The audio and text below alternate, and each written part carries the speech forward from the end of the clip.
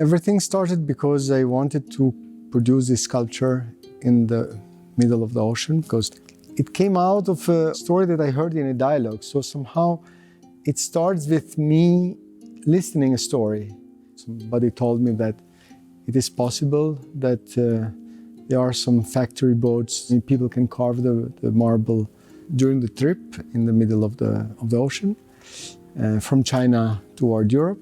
So in that moment, I am not the artist who is creating from his own mind or from his own ideas something from the emptiness, but it starts by listening a story. And then this story produces a fantasy. And then you go and you start making a research. And then from this research, you discover something. And again, you are like looking, you are exploring, you are contemplating possibilities that are in front of you. And then, but these possibilities are activating in you a desire to act.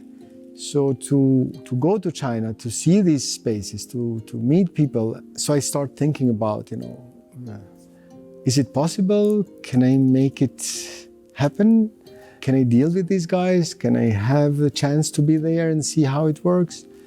But then, of course, I start having some fantasies. And I was imagining, this big piece of stone being transformed in a sculpture. And then, of course, the question of what kind of sculpture? What I was sure was that it should be a piece of nature, so a big piece of stone, transformed in a kind of cultural element, so a sculpture. It had to be an old style sculpture produced now. It had to be a Western model produced by Chinese people and traveling toward West, toward Europe. And then, of course, it had to be inside the boat and in the middle of the ocean. Everything was about playing with instability somehow, because it was moving in time and space. This idea of the old model being produced now, this idea of a model coming from the West being produced in this space of transition from East toward the West, was all about the mobility. And then I thought that maybe an object that is connected with stability, with power, with erection somehow, like the column, could be the object, that they should carve in the boat. So the decision of the column came, and then I chose like the most obvious model of column, So it was not a real research on what kind of style, but I thought like this kind of neoclassical, so not so much a very typical column like Doric or Ionic or whatever, but it was more like these replicas, of the columns that we have, like so a normal body with a Corinthian capital that has been replied, like in the 17th century, 18th century, but also in the Sovietic period, we have these kind of columns also in our architecture in Albania. So, of course, not in marble maybe, but the form, the shape, this kind of shape is there. So I didn't want a specific style, but kind of generic column. But for me, it was important to be this kind of object, connected with the idea of stability, of the power, the idea of this dynamic between the erection and lying down.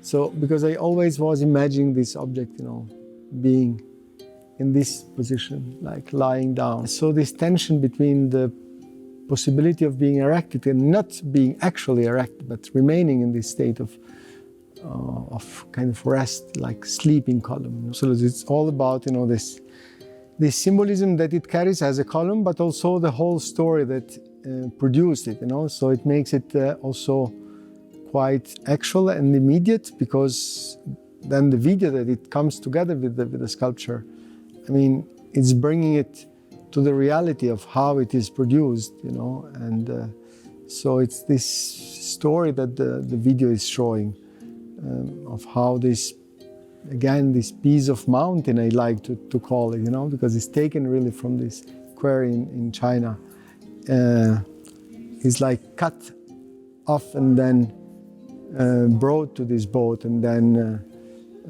this journey starts, and then they start like cutting, and in the most part of the video, what you see is this this body of the column being cut and being separated and being, destroyed somehow. And only toward the end you see that it's taking a certain shape, and then this shape is the column. To make it possible, it means also to find money. It means also to find a company who can provide you with a ship, with a boat. And of course, you need then to find a camera. So in all this process, you are all the time somebody who is thinking, but also somebody who is contemplating the possibilities that are being created in front of you. Also in the case of the relation, then when we were inside the boat, when this trip started, but also in the quarry when they were working. So we were in this position of being there. We went there, but now we were there like watching. We're not there directing them. Of course, because you cannot also direct that much in a dynamic of a quarry, because they were working. They were like having big machineries, around, and with dust and hard, work doing there. But also inside the boat, I was like more like going around and just looking at them and leaving them, but always with this desire to create this meeting point between what was my fantasy and what was the reality of things that I was looking. And this process continued even after we finished the journey, and when we finished the shootings, and then when we had all this material that we gathered so even in that moment I was looking at the material. But of course at the same time I was deciding what to include, what to exclude, where to cut, how to put things together. So this position of somebody who is, yesterday we used the word witness, So somebody who is seeing something, who is making experience of something. But at the same time, from this experience, you are also acting. You are asked then to decide, to make some choices. And you are giving shape to a kind of narrative. Because for me, this element is quite important. How you can bring an experience to the expression. Of course, you need to build a language to express, but this language needs something that pushes it, to come out. And in my opinion, this experience is something that can feed continuously the expression to build itself, but also to find new ways, to provide new tools, new games, let's say, of language building.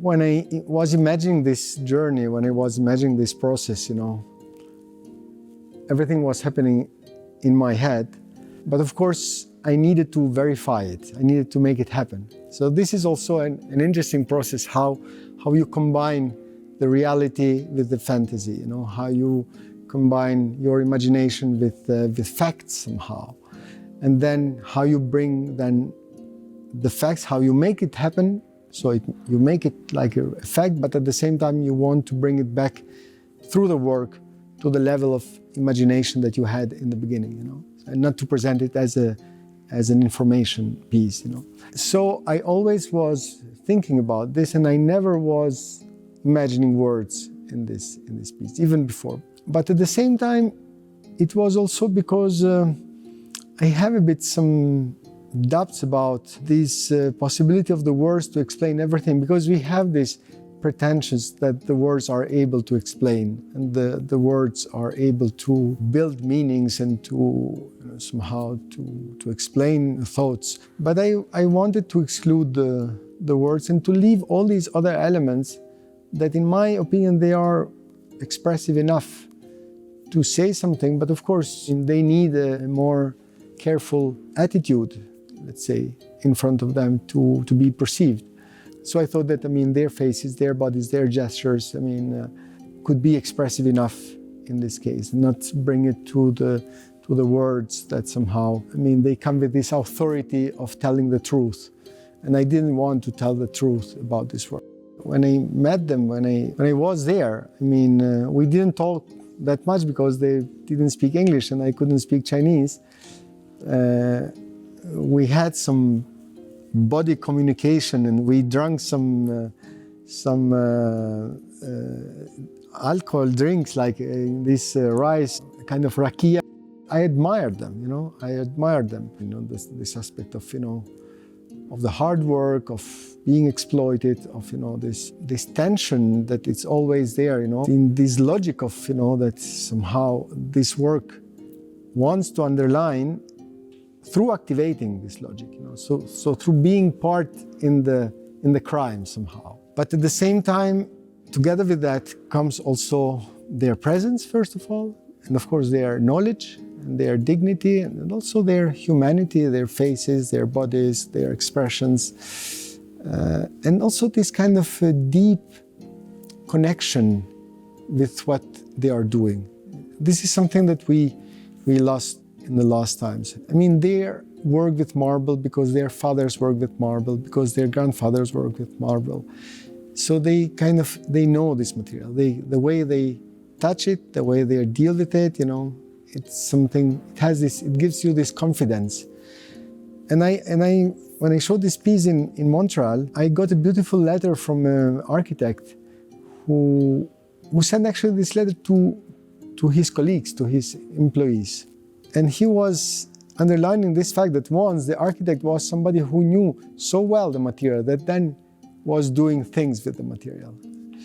And now he was saying that we are often just in front of the computer, playing with shapes and dealing with materials that we don't know very much, because they are like new materials. We don't know how they will behave in 100 years or something. This reflection of this deep relation with the material, of course, it's part of the work and part of what I experienced being in the boat and what I wanted to bring also to the video. I prefer to consider this as a space of tension between all these elements, because it is an artwork, it is a mine artwork, but it was not produced by me. It is an old model, but it is produced now. It's a Western model, but it's produced by Chinese people.